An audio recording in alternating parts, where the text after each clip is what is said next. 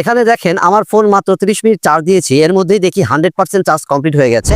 আপনাদের অনেকের ফোন 1 ঘন্টা 2 ঘন্টা এমনকি 3 ঘন্টা চার্জে বসান, কিন্তু 100% চার্জ হতে অনেক সময় লাগছে। বাট আপনাদের ফোনে যদি একটা সেটিংস আপনি করতে পারেন, তাহলে দেখবেন যে মাত্র 30 থেকে 40 মিনিটের মধ্যে আপনার ফোনে 100% চার্জ কমপ্লিট হয়ে যাবে।